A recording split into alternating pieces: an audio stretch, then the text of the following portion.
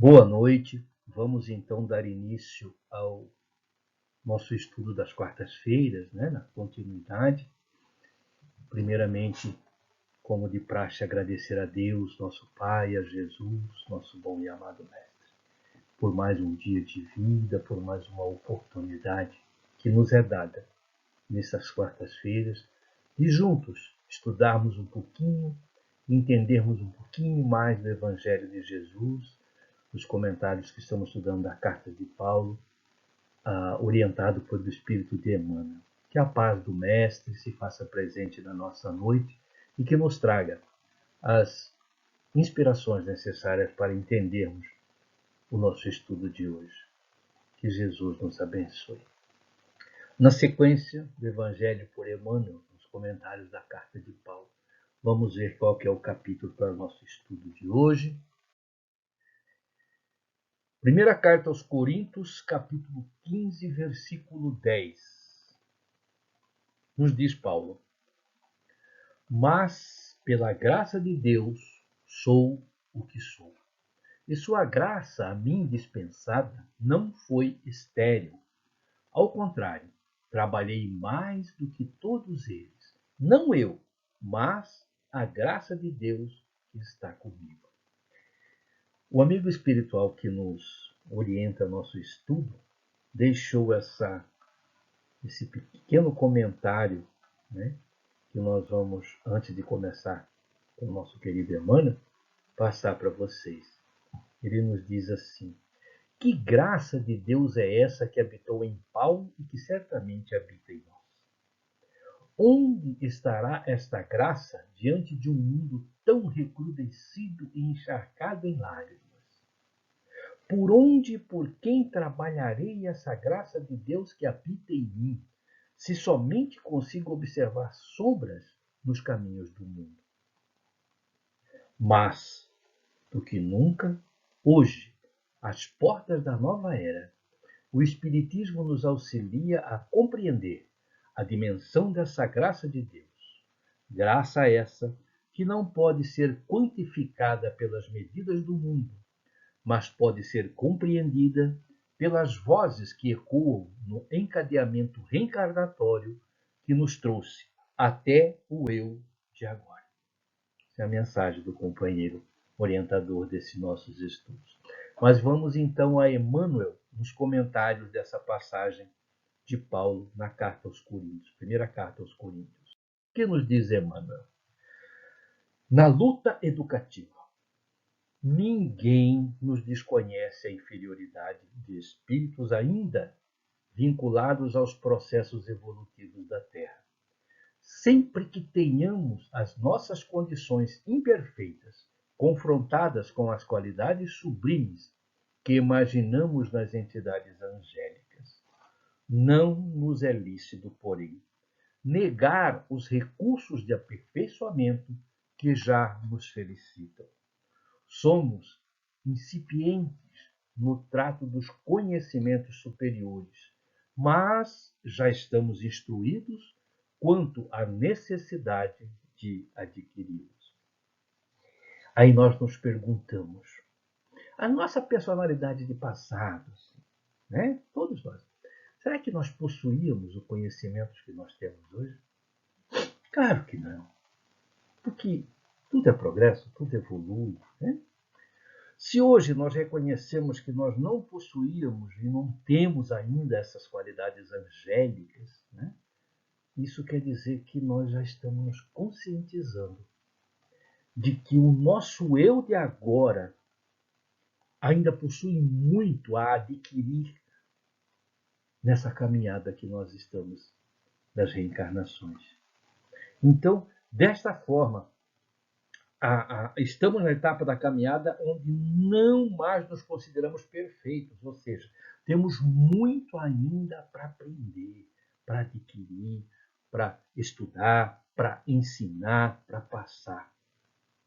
Porque até uns tempos atrás nos achávamos imbuídos ainda naquele sentimento de que eu sei, eu posso, coisa e tal. Aquele ar de superioridade. E hoje, graças aos estudos espíritas, nós entendemos que nós ainda temos muito que aprender. estamos apenas começando. Quando começamos a estudar sobre Jesus, sobre os evangelhos, sobre doutrina espírita, começamos a entender o quão pequeno ainda somos diante da vida e quanto que ainda temos que caminhar, né? Vamos continuar com Emmanuel. Achamo-nos empenhados a débitos enormes diante de muitas existências transcorridas no erro. No entanto, já sabemos que, se formos leais ao cumprimento dos deveres que o resgate nos impõe, é possível atenuar muitas dificuldades e transpor vitoriosamente as barreiras que nos separam da vida sobre nós mesmos. Então, nós começamos a entender. Quando o Emmanuel começa a nos colocar essas ponderações, nós começamos a falar, mas realmente nós estamos sobre a égide da lei de ação e reação. Ou seja, hoje nós entendemos que nós não somos mais, já passamos inclusive daquela fase de pobres criaturas expurgadas do paraíso por sermos simples e ignorantes. Nós já temos uma outra visão, em virtude do processo evolutivo, das nossas reencarnações, do aprendizado adquirido, de que hoje nós espíritas temos a consciência de que somos seres imortais, que possuímos responsabilidades conosco, que somos responsáveis por todos os nossos atos. E o que mais dói quando começamos a estudar a doutrina espírita são os efeitos colaterais que nós começamos a entender, ficamos sabendo, né, e começamos a entender esses efeitos colaterais que nós provocamos nos corações atrelados às nossas vidas. Que, dependendo do nosso comportamento, nós magoamos corações queridos. Dependendo do que nós falamos, nós magoamos criaturas que estão a par conosco na caminhada. Então nós começamos a filtrar um pouco mais, começamos a entender um pouco mais. Como diz a irmã, nós achamos empenhados em débitos enormes diante das muitas existências transcorridas no erro.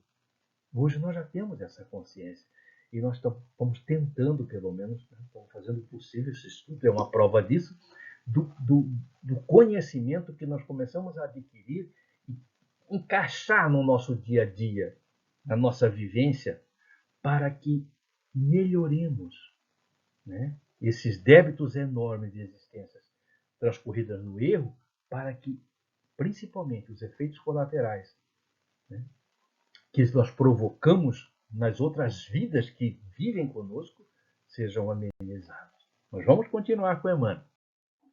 Experimentamos tentações escabrosas, segundo as falhas que ainda nos marcam a posição. Todavia, não ignoramos que triunfaremos sobre todos os alvitres da sombra, desde que estejamos atentos aos impositivos do serviço e da vigilância. Percebemos as fragilidades que nos assinalam a existência para o levantamento de construções morais nos domínios da virtude. Entretanto, dispomos das mais nobres instruções para guiar-nos no caminho da elevação. Olha que coisa fantástica!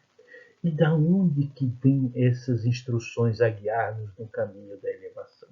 Mais uma vez, nós que estudamos doutrina espírita, nós percebemos que a sublime ferramenta da mediunidade nos dá essas instruções vinda dos benfeitores, né?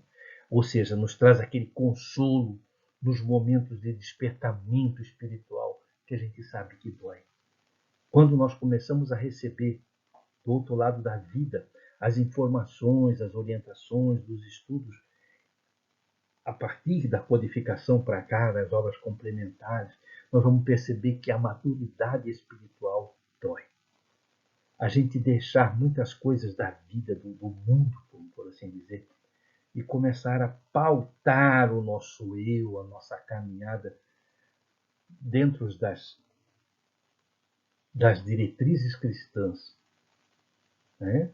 Da ética crística, o que mais dói é a gente deixar de lado o egoísmo, o orgulho, né?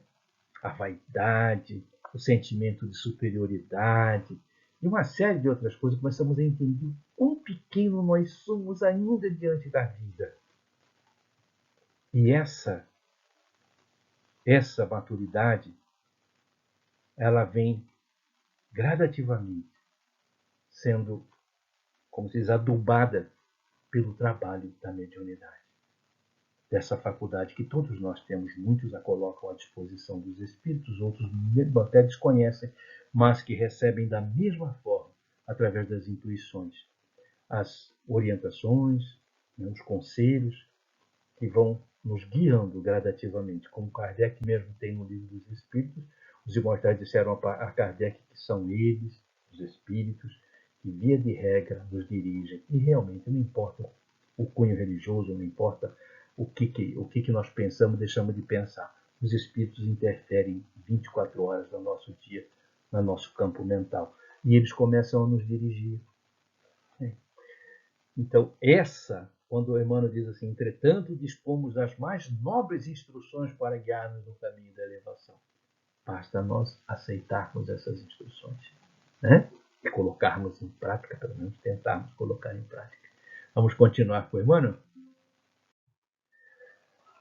E ele termina esse parágrafo dizendo, melhoremos-nos, melhorando a vida. Aprendamos para ensinar. Impossível ocultar as deficiências de que somos ainda portadores. Conquanto isso, podemos parafrasear Paulo de Tarso asseverando: dentre os espíritos devedores e imperfeitos, reconhecemos estar em meio dos mais necessitados de regeneração e ensinamento, mas, pela graça de Deus, já somos o que somos. Bonito, né?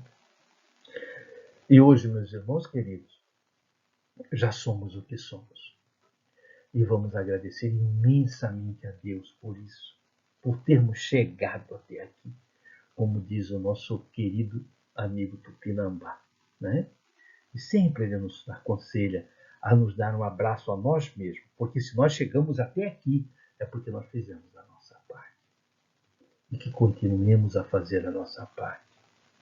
Graças a Deus, temos as casas espíritas, temos o Evangelho, temos as obras complementares, temos o Pentateuco Kardeciano. Os que não são espíritas, são cristãos de outras escolas religiosas, têm a Bíblia, o Novo Testamento. Mas não é que os que não são cristãos, nossos irmãos